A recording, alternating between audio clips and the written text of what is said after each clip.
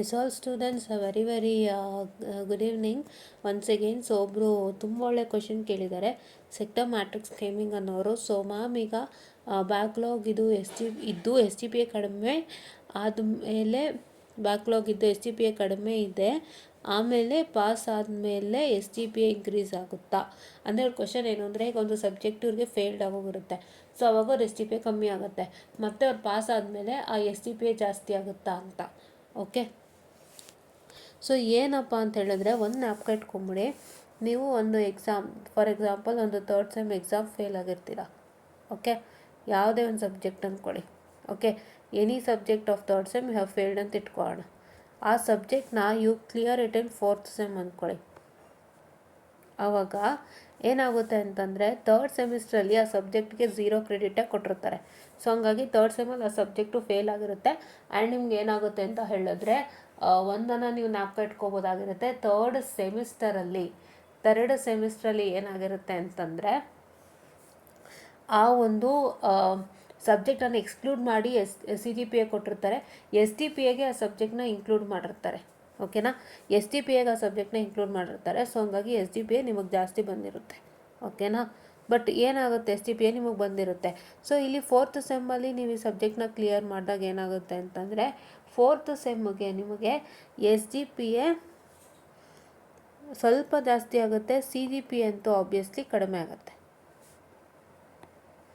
C G P ಅಂತೂ obviously ಕಡಿಮೆ ಆಗುತ್ತೆ. ಸಿ ಜಿ ಪಿ ಹೆಂಗೆ ಕಮ್ಮಿ ಆಗ್ಬಿಡುತ್ತೆ ಅಂತಂದರೆ, ಒಂದು ಸಬ್ಜೆಕ್ಟು ನೀವು ಎಕ್ಸ್ಟ್ರಾ ಪಾಸ್ ಆಗಿರ್ತೀರಲ್ವಾ, ಸೊ ಅದರದ್ದು ಎಲ್ಲ ಆ್ಯಡ್ ಮಾಡಿ ಡಿವೈಡ್ ಮಾಡುವಾಗ ಒಂದು ಸ್ವಲ್ಪ ಸಿ ಜಿ ಪಿ ಎ ಕಡಿಮೆ ಆಗುತ್ತೆ. ಎಸ್ ಜಿ ಪಿ ಅನ್ನೋಂಥದ್ದು ಜಾಸ್ತಿ ಆಗುತ್ತೆ, ಇಲ್ಲ ಒಂದು ನಾರ್ಮಲ್ಗಿರುತ್ತೆ.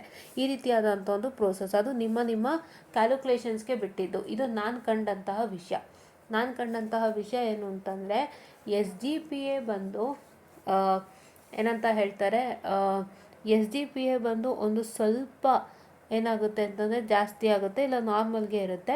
ಸಿ ಜಿ ಪಿ ಎ ಬಂದು ಕಡಿಮೆ ಆಗುವಂಥದ್ದು. ಬೇಕಾದ್ರೆ ನಾನು ಇನ್ನೊಂದ್ಸಲ ಚೆಕ್ ಮಾಡ್ತೀನಿ, ಪ್ಲೀಸ್ ಟು ವೆಯ್ಟ್. ಸೊ ಯಾಕೆಂದರೆ ಆ ರೀತಿಯಾಗಿ ನಾನು ಗಮನಿಸಿರ್ತಕ್ಕಂತಹ ವಿಷಯ ಆಗಿರೋದ್ರಿಂದ, ಸೊ ನಾನು ತುಂಬ ಸಿವಿಯರಾಗೇ ಹೇಳ್ತಾ ಇದ್ದೀನಿ. ಓಕೆನಾ, S, okay. So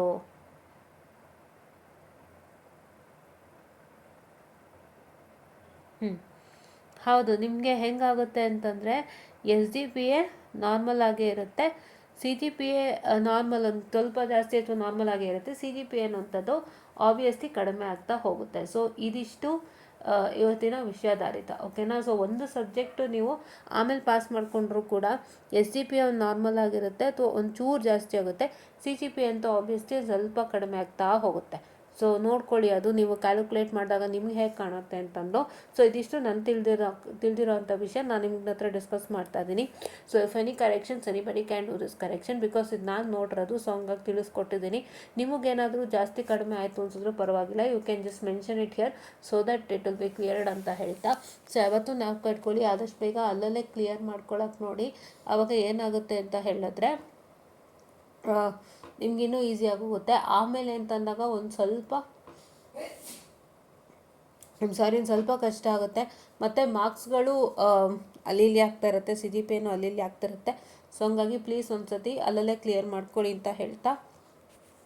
so I be winding up the session students, and if any corrections regarding this video, ನನಗೆ ತಿಳಿದಿರೋ ಮಟ್ಟಕ್ಕೆ ನಾನು ಹೇಳಿದ್ದೀನಿ.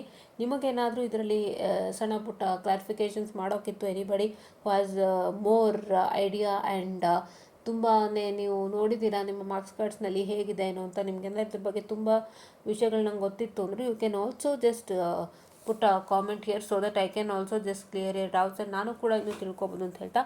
I will be winding up the session and thank you.